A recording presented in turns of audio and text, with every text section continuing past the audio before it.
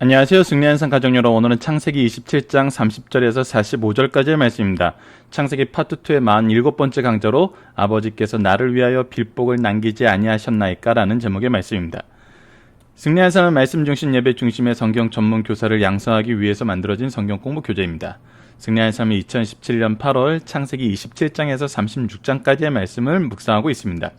승리한산은 발행이신 박효일 목사님의 구속사로 조망한 성경 연속 강해집을 통해서 편집이 되어 있고요. 저희들 신약이 완간되는 이에 구약의 완간을 위해서 노력하고 있습니다. 최근에 소선지서가 8권으로 완간되었고 지금 현재 묵상하고 있는 창세기의 말씀을 저희들이 완간을 위해서 노력하고 있습니다. 저희들 주일날 업로드되는 위크스터디를 통해서 창세기 전체 내용을 보면서 이번 주에는 특히 무슨 내용을 보냐면 바로 아브라함에게 주셨던 언약의 성취가 이삭에게 어떻게 성취되었고 이것이 야곱에게 어떻게 성취되는가를, 어떻게 계승되는가를 우리가 살펴보고 있습니다. 저도 이것을 위해서 언약 신약의 틀 안에서 말씀을 다시 한번 복습을 했고요. 위크스터디 시간에. 그리고 어제 말씀에서도 이것이 이삭과 야곱으로 어떻게 계승되는지를 살펴봤습니다. 이번 주 우리가 함께 묵상하고 있는 내용은 성도는 무엇으로 사는가입니다. 우리는 무엇으로 살아야 될까요? 무엇이 우리의 삶을 주관하게 만들어야 될까요? 무엇이 우리 삶의 기준이 되어야 될까요? 하나님은 이것을 야곱에게 어떻게 가르치고 있는지 봐야 됩니다.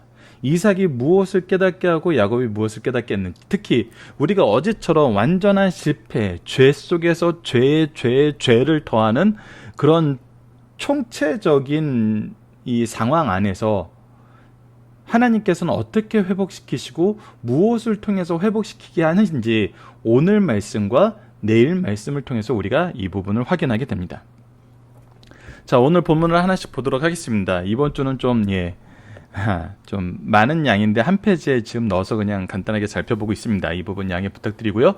스마트폰으로 보시는 분들은 좀 어려움이 있을 거예요. 컴퓨터로 보시는 분들은 그래도 어느 정도 볼만 하시고요. 자, 보도록 하겠습니다. 아버지께서 나를 위하여 빌복을 남기지 아니하셨나이까 라는 제목의 말씀이고 창세기 27장 30절에서 45절입니다. 이삭이 야곱에게 축복하기를 마침에, 자, 이 어제 말씀의 부분에서 우리가 조금 더 언급하고 넘어가야 될 것이 무엇이냐면, 그가 축복을 할 때 이것이 에서인 줄 알고 축복을 했지만 그가 축복할 때는 자신이 원하는 얘기를 한 것이 아니었어요. 무엇에 근거하여 축복했냐면 아브라함에게 주신 언약, 자신에게 주신 언약을 근거로 축복했어요. 즉 이것은 무엇이었냐면 이삭이 자기가 원하는 대로 자기 마음대로 한 것이 아니라 하나님의 말씀을 선포하는 선지자의 모습으로, 이것을 축복하는 제사장의 모습으로, 이것을 실천해야 되는 왕의 모습으로, 즉 하나님의 대행자로서 이것을 했어요. 그래서 그의 입술을 통해서 나오는 이 축복은 하나님의 주권적인 섭리 안에 있었던 것이에요. 그래서 이것이 어제, 그렇기 때문에 우리가 죄악 속에서도 하나님께서 언약을 성취하시는 그 신실하심과 그 은혜로 우리가 맛볼 수 있는 부분이라는 것을 어제 묵상을 했어요. 그런데 이 일이 있고 난 다음에 축복하기를 마침에 야곱이 그의 아버지 이삭 앞에서 나가자 곧 그의 형 에서가 사냥에서 돌아온지라. 그가 별미를 만들어 아버지에게 가지고 가서 이르되 아버지 일어나서 아들이 사냥한 고기를 잡수시고 마음껏 내게 축복하소서. 이삭이 얘기했던 그대로 그가 축복을 받고 싶어서 왔어요. 그때 32절 보세요. 그의 아버지 이삭이 그에게 이르되 너는 누구냐? 그가 대답하되 나는 아버지 아들 곧 아버지의 맏아들 에서로이다. 이삭이 심히 크게 떨며 이르되, 이때서야 알게 된 겁니다. 이때서야 에서가 아니라 야곱이 축복받은 것을 안 거예요. 그러면 사냥한 고기를 내게 가져온 자가 누구냐? 내가 오기 전에 내가 다 먹고 그를 위하여 축복하셨은즉 그가 반드시 복을 받을 것이니라. 그가 에서인 줄 알고 축복했던 부분에 대해서는 충격을 받았지만 그의 입술을 통해서 나온 축복은 누구의 뜻이었다는 거예요? 하나님의 뜻이었다는 거예요. 그래서 그가 반드시 복을 받을 것이라고 얘기를 해요. 이것이 하나님의 역사이고 은혜입니다. 그럴 때 에서가 그의 아버지의 말을 듣고 소리내어 울며 아버지에게 이르되 내 아버지여 내게 축복하소서 내게 그리하소서 얘기를 하지만 이 축복권이 누구를 통해서 나온 줄 알아요. 지금 야곱은 자신의 의지로 자신이 원하는 대로 자신의 마음대로 할 수 있는 것이 아니라는 걸 알아요. 바로 하나님의 계획에 의지하여 하나님의 뜻에 의지하여 해야 되는 것임을 알아요. 그리고 하나님의 계획이 야곱에게 있었음을 이미 오래전에 얘기했던 그 내용을 통해서 그가 깨달았을 거예요. 그래서 뭐라 그래요? 이삭이 이르되 내 아우가 와서 속여 내 복을 빼앗았도다. 이제 더 이상 할 것이 없다는 거예요. 자, 이 부분에 대해서 좀 이따 우리가 살펴보기 정답에서 박효연 목사님의 글을 가지고 김천수 목사님이 만든 이 문제의 답에 정확하게 나와 있는데, 우리가 어제 굉장히 주의해야 되는 것이 무엇이라 그랬냐면, 이삭의 욕심이 리브가의 죄악을 이끌어냈고, 그 리브가의 리브가의 잘못된 방법이 야곱에게 죄를 짓게 만들었어요. 그래서 죄 위에서 죄가 더욱더 커지는 것을 볼 수 있었어요. 그런데 이것을 결과론적으로 봐서 하나님께서 원래 야곱에게 주셨던 거니까, 야곱이 축복받은 것은 야곱이 죄를 지었고 리브가가 죄를 지었지만 이거 잘한 거야 라는 그런 해석이 나올 수 있다고 그랬어요. 그 해석에 대한 그 근거를 바로 35절을 둬요. 좀 약간 억지스러워요. 그런데 가끔 이 부분에 대해서 그럴 수 있겠다라고 얘기하는 경우가 있어요. 왜? 결과론적으로 좋아하니까. 근데 성경 말씀은 전체적인 내용을 보면 결과론적 얘기를 해주고 있지 않아요. 과정에서도 하나님의 섭리에 의해서, 하나님의 뜻에 의해서 이루어지는 것이 하나님의 계획이고 하나님의 역사하심이라는 걸 알고, 우리 죄악에 의해서 하나님의 계획이 실패하지 않음을 보여주는 말씀을, 우리가 죄악 때문에 하나님의 계획이 성취됐다고 잘못 가르치는 근거가 되는 말씀이 바로 이 35절이에요. 그것이 뭐냐면, 아우가 와서 속여서 내 복을 빼앗으리라 라는 이 속였다는 이 단어를 아람어 번역에서는 이것을 속였다라고 표현하지 않고 지혜롭게라는 해석이 가능하대요. 아람어 번역에서는. 그래서 이것을 아우가 지혜롭게 해서 내 복을 빼앗았다라고 얘기하는 것을 통해서 이삭이 야곱의 행위를 지혜롭게 봤다라는 해석이에요. 근데 이것은 너무 오버한 거란 거죠. 말씀 전체의 내용을 보면 그렇지 않다는 거예요. 그의 인생을 보면 하나님께서 이 부분에 대해서 심판하시는 것을 볼 수 있어요. 그래서 이거는 지혜로운 게 아니에요. 실제로 관계를 통해서 죄악을 지은 거예요. 그래서 이것이, 이삭은 이 말씀을 통해서 그가 반드시 복을 받을 것이라는 걸 통해서 하나님의 축복권이 하나님께서 계획하신 거대로 된 것을 인정하지만, 무엇도 분명히 지적하는 거예요. 이삭의 죄도 분명히 지적하는 거예요. 우리가 이 모습을 분명히 봐야 돼요. 그의 죄를 분명히 이삭이 지적하고 있어요. 이것은 속여서 한 것이라는 거. 자, 에서가 이르되 그의 이름이 야곱이라 함이 합당하지 아니하니까 그가 나를 속임이 이것이 두 번째니이다. 전에는 나의 장자 명분을 빼앗고 이제는 내 복을 빼앗았나이다. 또 이르되 아버지께서 나를 위하여 빌복을 남기지 아니하셨나이까. 그의 과거를 보면서 다시 한번 호소해요. 빌복을 남기신 것이 있으면 주시옵소서. 그러니까 이것이 지금 이삭도 계속 보지 못하는 것이 뭐예요? 알고 있어요. 태어났을 때 어떻게 하나님께서 말씀하셨는지 알고 있어요. 근데 그 계획이 마음에 들지 않아요. 그 계획이 마음에 들지 않았던 사람이 누구예요? 이삭과 에서였어요.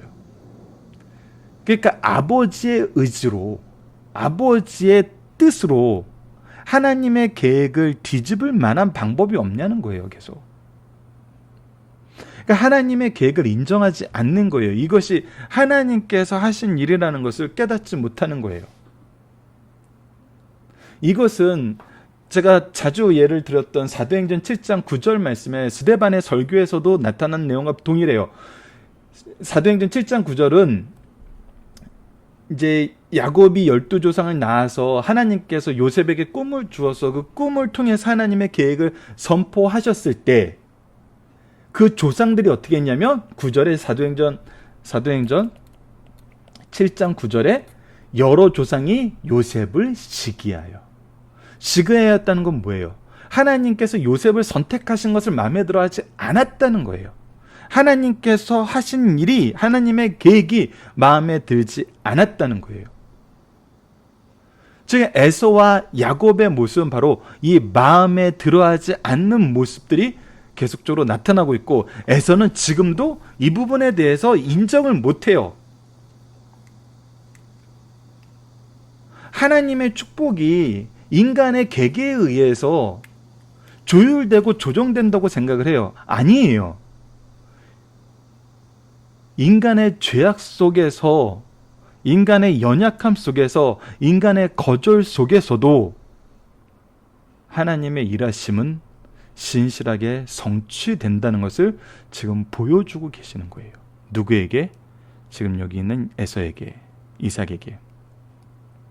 자, 그래서 이삭은 이 하나님의 계획에 어떤 자세로 대하는지 37절에 나타납니다. 이삭이 에서에게 대답하여 이르되 내가 그를 너의 주로 세우고 그의 모든 형제를 내가 그에게 종으로 주었으며 곡식과 포도주를 그에게 주었으니 네 아들아 내가 내게 무엇을 할 수 있으랴. 이것이 하나님이 하신 일인데 내가 무엇을 할 수 있으랴. 에서가 아버지에게 이르되 내 아버지요, 아버지가 빌복이 하나뿐이니까. 자, 봅시다. 지금 에서가 지금 이 복을 바라보는 관점이 뭐예요? 관점이 뭐예요? 지금 이삭에게서 나오는 이 복의 근거는 뭐였어요? 바로 언약이었어요. 아브라함에게 주신 언약, 이삭에게 반드시 계승하리라고 했던 그 언약, 그리고 이것이 아브라함에게 얘기했던 대로 대대로 이룰 것이라고 얘기했던 그것이 이삭을 통해서 성취되었던 그 언약, 바로 하나님의 약속에 근거한 축복이었어요. 그런데 에서는 지금 바로 이 복을 바라고 있어요? 아니면 그가 원하는 다른 것을 생각하고 있는 것 같나요? 예, 하나님의 언약이 기초가 되었다라면 이미 아버지께서 얘기한 것을 통해서 이 언약의 계승자가 야곱임을 볼 수 있어요. 그러면은 이 일이 우리 가문에 아버지와 나에게 야곱을 중심으로 어떻게 성취되고 어떻게 이루어질까라는 걸 생각하는 것이 옳죠. 조금 전에도 스데반의 설교를 통해서 여러 조상들이 요셉을 시기했다는 것을 통해서 그 계획을 거부하고 거절하는 잘못이 얼마나 큰지를 우리에게 보여줘요. 하나님께서는 요셉을 선택하셨어요. 하나님께서는 야곱을 선택하셨어요. 우리가 가장 선하고 가장 충성하는 모습은 뭐냐면 바로 이 하나님의 계획에 순종하고 인정하고 의지하는 거예요. 근데 에서는 지금 이것이 안 되고 있어요. 이것이 안 되니까 지금 이 사람이 얘기하는, 에서가 얘기하는 이 복에 대한 개념은 뭐예요? 하나님께로 나온 것이 아니라 그냥 아버지가 새로운 복을 하나 만들어 달라는 거예요. 그러니까 이 언약에 근거된 복을 지금 에서가 기대하는 것이 아니에요. 이건 마치, 이것 좀 과한 해석일 수도 있고 과한 표현일 수도 있는데, 무엇이냐면 자기 아버지를 어떤 복을 비는 주술사처럼 생각을 하는 거예요. 그래서 이 복을 비는 주술사가 무엇인가를 얘기를 하면은 그대로 될 거라고 생각하는 거예요. 그러니까 하나님이 있는 것이 아니라, 그러니까 복을 비는 주술사, 우리가 마치 점을 보러 가서 점쟁이가 얘기해 주는 것을 신뢰하고 그것을 따르려고 하는 것처럼 말씀에 근거한, 언약에 근거한, 약속에 근거한, 역사에 근거한 그것이 아니라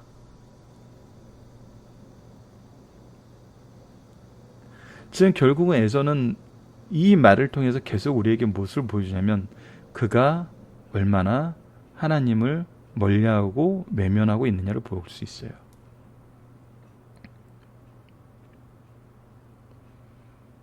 그래서 이삭이 어떻게 합니까? 그 아버지 이삭이 그에게 대답하려되 내 주소는 땅의 기름짐에서 멀고 내리는 하늘 이슬에서 멀 것이며 너는 칼을 믿고 생활하겠고 내 아우를 섬길 것이며 내가 매임을 벗을 때에는 그 멍에를 내 목에서 떨쳐버리리라 하였더라.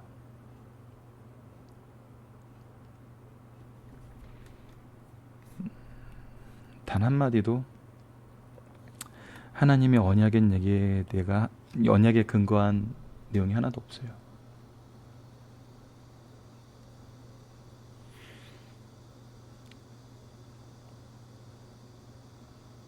어찌 보면 이것은 너무나 안타까운 일이에요. 이삭을 자녀들을 위한 선지자로, 제사장으로, 왕으로 세우셔서 하나님의 뜻을 선포하는데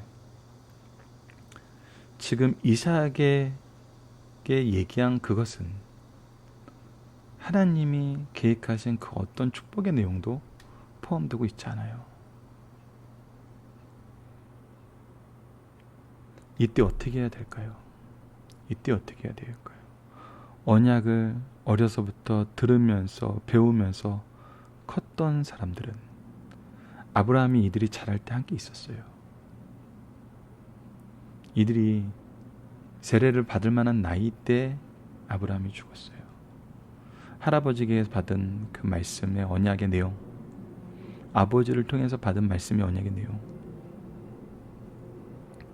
그것이 그 마음의 중심에 있었다면 아버지의 이 얘기를 들었을 때 우리는 어떻게 할까요? 회개하고 돌이켰겠죠. 회개하고 돌이켰겠죠. 그런데 41절을 봅시다. 그의 아버지가 야곱에게 축복한 그 축복으로 말미암아 에서가 야곱을 미워하여 심중에 이르기를 아버지를 곡할 때가 가까웠은즉 내가 내 아우 야곱을 죽이리라 하였더니 이것이 무엇입니까? 분노만 남은 거예요. 그리고 야곱이 지금 곧 죽을 것 같으니 아버지가 죽으면 내 아우를 죽여버리겠다.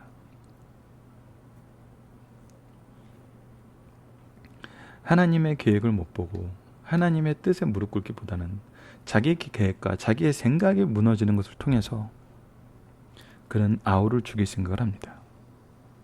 그나마 다행이었던 것은 그가 이삭으로 인하여 이 계획을 참고 있다는 거예요. 죽으면 하겠다는 거예요.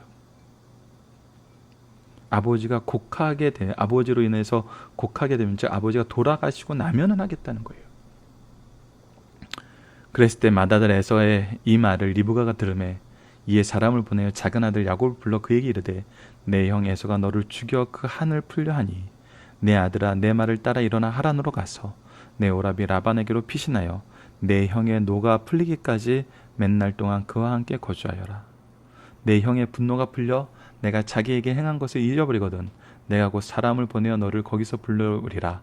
어찌 하루에 너희 도로 이르랴. 예. 리브가는 그래서 첫 번째 형의 분노를 피하게 하기 위해서 야곱을 하란 지역으로 보냅니다. 그리고 우리가 내일 말씀이지만 두 번째 이유도 우리가 좀 이따 그러니까 본문 묵상하기 위해서 잠깐 살펴보게 될 것입니다. 자, 본문 묵상으로 바로 넘어가도록 하겠습니다. 에서의 등장에 이삭은 어떻게 반응하며 무엇라고 대답하니까 놀랍니다.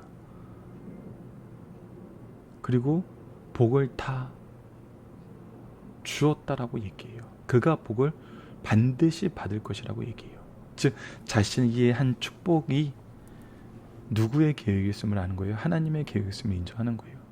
에서가 축복을 요청할 때 이삭은 무엇이라고 대답합니까?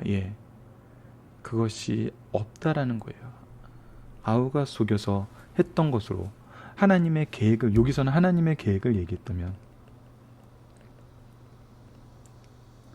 섭리를 얘기했다면 여기서는 야곱의 죄를 지적합니다. 이삭이 에서에게 할 수 있는 축복의 내용은 무엇이었습니까? 그냥 땅의 것이었어요. 하나님이 주신 그 언약에 근거한 내용은 한마디도 없어요. 이 일로 에서는 어떤 마음을 품게 되나요? 야곱을 죽이려 그래요. 리브가가 야곱을 오라반이 라반으로 편환시킨 이유는 무엇입니까? 일부러 이 질문에 내일 말씀과 연결되는 것이기 때문에 여러분들이 함께 묶어서 생각하시는 것이 좋아서 46절을 같이 적었습니다. 첫 번째는 내 형의 분노가 풀릴 때까지 거기서 피신하게 하기 위해서, 즉 야곱을 살리고 에서가 이 죄를 범하는 걸 막기 위해서. 두 번째는 에서가 가나안 땅 여인하고 결혼을 했어요. 그것이 이삭과 리브가의 마음에 상처가 됐어요. 이것은 선민으로서의 모습을 지키기 힘든 일이에요. 그리고 어제 우리가 말씀드렸던 것대로 왜 야곱까지는 이 선민의 혈통을 유지하는 걸 중요시 여겼는데 그 다음부터는 그 기록이 없는지도 우리가 한번 묵상하고 보자고 했어요. 그래서 이번 달 말에 8월 달 말에 이 부분을 한번 같이 나눠보는 시간을 가졌으면 했습니다. 자, 그래서 두 번째는 내가 이르되 햇사람의 딸들로 말미암아 내 삶이 싫어졌거늘 야곱이 만일 이 땅의 딸들 곧 그들과 같은 햇사람의 딸들 중에 아니를 맞이하면 내 삶이 내게 무슨 재미가 있으리라. 낙이 없다는 거예요. 이것은 너무나 슬픈 일이고 너무나 괴로운 일이란 거예요. 왜? 정말 중요한 거거든요. 하나님이 말씀하신 정말 중요한 거거든요. 자, 이 내용을 우리가 살펴봤습니다. 자, 이제 중심 사상을 보고 좀 이따 본문 묵상하기 적용하기나 이제 살펴보기 정답을 통해서 여러분들 또 각자 한번 살펴보시길 바랍니다. 에서의 이름의 뜻은 불확실하지만 출생 때 붉고 전신의 털옷 같아서 에서라고 하였다고 기록되어 있다. 에서는 이삭과 리브가의 큰 아들이며 야곱의 쌍둥이 형이요 에돔 족속의 족장이다. 에돔은 불다라는 뜻으로 에서의 별명이며 그의 후손들을 가리킨다. 에서는 성장하여 능숙한 사냥꾼이 되었으며 사냥에 온 고기를 좋아하는 아버지 이삭에게 드려서 아버지의 사랑을 독차지하였다. 에서는 사냥을 좋아하는 남성적인 기질이 강한 자이다. 어느 날 그가 사냥하고 돌아와 배가 고팠다. 그는 야곱이 쏘아놓은 맛있는 팥죽을 보자 야곱에게 그것을 요구하였고 그때 야곱은 장자의 명분을 오늘 내게 팔라고 하였습니다. 그래서 에서는 장자의 명분을 팔아 팥죽을 먹고 말았습니다. 신약에서는 이런 행위를 한 에서를 망령된 자라고 평가했어요.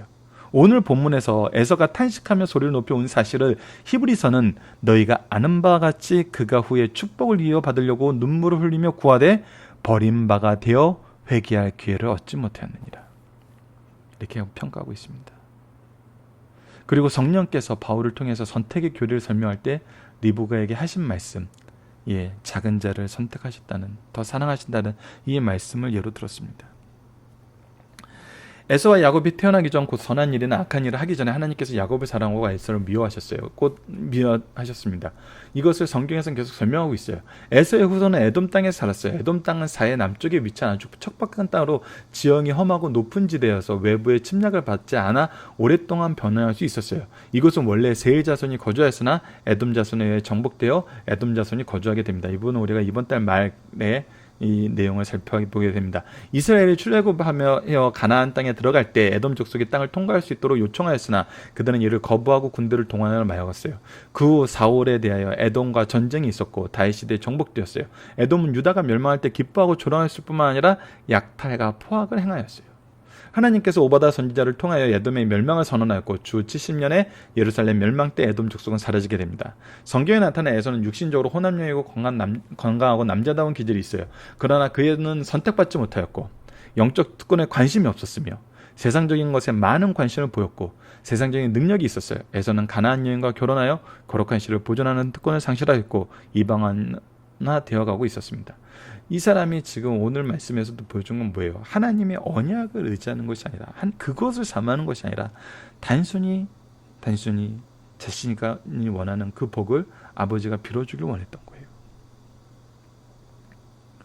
그래서 하나님의 언약이 계승되었음이 분명히 선언되었음에도 불구하고 계속 다른 것을 원하거든요.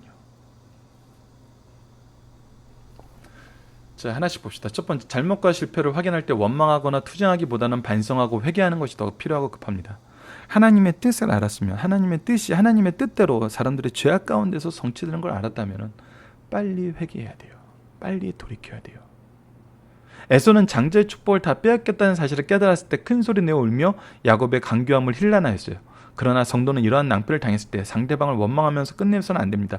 왜 이런 일이 발생하는지 반성하고 자신의 죄를 회개하면서 이미 주신 약속대로 회복을 받아야 돼요. 새로운 역사가 하나님의 은혜 가운데 시작됨을 깨달아야 됩니다. 하나님께서는 순종하고 겸손한 자를 통해서 일하세요. 하나님이 손이 짧아서 일을 못하시는 분이 아니잖아요. 우리가 항상 이러한 상황에 처할 때, 우리가 원하는 계획과 다른 계획을 하나님께서 선언하실 때 우리에게 무엇을 요구하시는지 우리는 알아야 돼요. 그 쓰임에 받는 계획의 중심에 있는 사람이나 그 주위에 있는 사람이나 요구하는 건 동일해요. 순종과 겸손입니다. 순종과 겸손이에요.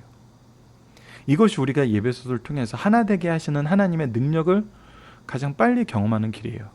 교회 안에서도 하나님의 계획에 대한 순종과 겸손. 우리가 은혜를 받은 건 이것을 은혜를 자랑하고 우리의 권력으로 쓰는 것이 아니라 순종과 겸손하는 것. 이것이 굉장히 중요함을 성경 곳곳에서 이렇게 보여주고 있습니다. 야곱의 축복이 번성과 주권이라면 에서의 축복은 박탈과 종속입니다. 이 부분을 잘 들으셔야 돼요. 굉장히 잘 설명해 놓으시는 거예요. 야곱의 축복이 번성과 주권이라면 에서의 축복은 박탈과 종속이에요. 여기에 뭐가 생략된 건 아니에요. 번성이 생략된 건 아니에요. 이스마엘에게 아브라함을 통해서 네 자손들이 많아질 거라는 이 말씀은 계속 이루어져요. 이것은 에서에게도 적용이 돼요. 그래서 아브라함의 많은 아들 중 이삭이 구속의 계승자가 되었어요. 이스마엘을 중심으로 다른 아들도 이삭 못지않게 땅의 축복을 많이 받았어요. 이삭의 두 아들 가운데 당대에는 야곱보다 에서가 세속적인 축복은 더 받은 듯해요. 실제로 우리가 36장에서 봐요. 이미 나라를 이루어요. 그러나 그의 후손들은 계속 박탈과 종속을 당해요. 이것을 역사가 증명하고 있다는 겁니다. 그래서 우리가 번성의 반대로 생각하시면 안 돼요. 분명히 하나님께서 언약에 주신 것은 성취하세요. 이것을 통해서 이 다음 말씀에서 나타나는 건데, 에서는 동생을 죽이려는 분노가 있었으나 효심이 살인을 막았다는 거예요. 에서가 동생을 죽이고 싶은 분노는 가인이 아벨을 살인할 때와 같은 분노예요. 그러나 그가 살인을 할 수 없었던 이유는 아버지의 효심 때문이었어요. 자, 이 부분에 대해서 우리가 에베소서에서 신명기에서 뭐라고 나옵니까? 내 부모를 공경하라. 그러면 내가 땅에서 잘되고 장수하리라. 에서에게 분명히 이 모습이 있었어요. 그래서 이 축복은 받았어요. 우리가 이 부분은 분명히 구분해서 볼 줄 알아야 돼요. 하나님이 구속사를 계승하는 언약과 하나님의 섭리 가운데서 일반적으로 주시는 은혜의 역사가 있어요. 우리가 세상 사람들이 잘 되는 것을 볼 때도 저렇게 악한 사람이 어떻게 잘 돼, 잘 살아 했을 때 하나님께서 보편적으로 주신 이 축복권에 대해서는 우리가 바라보지 못하는 경우가 있는 것 같아요. 우리 과거에 정말 포악한 독재자들이 때로는 잘 되는 걸 보면 의무시하는 내용에 대해서 일부 목사님들이 이런 해석을 해줬어요. 그가 정말 효자였다. 그렇다고 그의 죄가 사라지는 거 아니에요. 그의 죄를 하나님이 심판하지 않으시는 거 아니에요. 하나님은 정말 일반적으로 주신 복은 분명히 또 그 부분도 성취를 해주신다는 거예요. 아버지께서 죽음을 앞두고 유언주 축복을 하시는 일에 동생이 속였어요. 하지만 아버지의 생전에는 동생의 살해 소식을 들릴 수가 없었어요. 하나님께서는 이삭의 생명을 43년이나 늦췄고, 이 부분이 굉장히 놀라운 부분입니다. 곧 죽을 것 같아서 유언적인 축복을 하려고 이삭이 에서를 불렀는데 하나님께서 43년을 늦추셨어요. 그리고 20년이 지난 후에 형제들을 화해하게 하셨어요. 이건 정말 놀라운 역사거든요. 여러분, 그러니까 우리가 말씀을 잘 알고 말씀의 기준으로 세상을 봐야 돼요. 성경에 자기 가족, 자기 친족을 돌보지 않는 자는 악한 자보다 더 악하다 그랬어요. 우리가 이 부분은 정말 세상을 볼 때 좀 자세히 보고, 저와 여러분들을 볼 때도 이 부분을 굉장히 우리는 자세히 봐야 됩니다.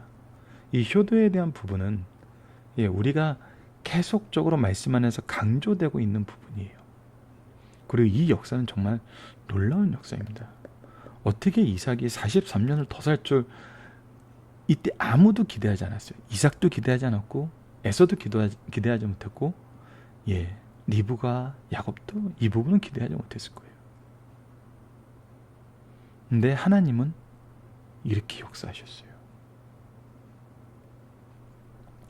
여러분들 살펴보기 정답, 특히 이 살펴보기 정답 참조하라는 부분은 꼭 잘 보시고요. 어제 말씀드렸던 것처럼 여러분 아직 책이 나오지 않았기 때문에 살펴보기 정답을 통해서 많은 문제 정답을 살펴보시는 것이 굉장히 중요합니다. 이 부분 각자 좀 잘 챙겨주시고요. 적용합니다. 우리는 우리가 원하는 복에서 제대했다고 생각해 본 적이 있는가? 이때 우리는 무엇에 집중하여 나아가는가? 우리가 주인공이 되고 싶죠. 우리가 그 일의 주도권자가 되고 싶어요. 우리는 높아지려는 생각을 가지고 있어요. 그리고 우리는 그게 높은 거라고 생각해요. 근데 하나님께서 요셉을 통해서 역사하셨던 거 보세요. 그에겐 고난의 길이었어요. 철저하게 순종의 길이었어요. 철저하게 하나님을 의지하는 길이었어요. 야곱도 마찬가지예요. 그가 죄 중에 그의 죄값을 치르면서 하나님만 의지해야 됐어요. 하나님을 의지하지 않았을 때는 항상 실패했어요. 하나님의 계획에 집중하고 하나님과의 언약에 그의 삶에 포커스를 맞췄을 때 하나님께서 회복하셨어요. 우리 또한 우리가 원하는 복, 우리가 원하는 계획과 다른 계획을 하나님께서 말씀하신다 그랬을 때, 우리에게 제시하신다 그랬을 때 어떻게 하겠어요? 에서처럼 분노에 휩싸여 있어야 되겠어요? 아니에요. 속히 무릎 꿇음과 하나님의 뜻에 쓰임받는 사람의 모습이 무엇인지를 말씀을 통해서, 순종을 통해서, 겸손을 통해서 우리가 나아가야 됩니다. 그랬을 때 하나님께서는 10달란트, 5달란트 가져온 종들에게 동일하게 얘기했던 것처럼, 주었던 종들에게 동일하게 얘기했던 것처럼, 착하고 충성된 종아, 내가 작은 일에 충성하였으니 내와 함께 아버지 집에 잔치에 참여할 것이다 라고 얘기했던 것처럼,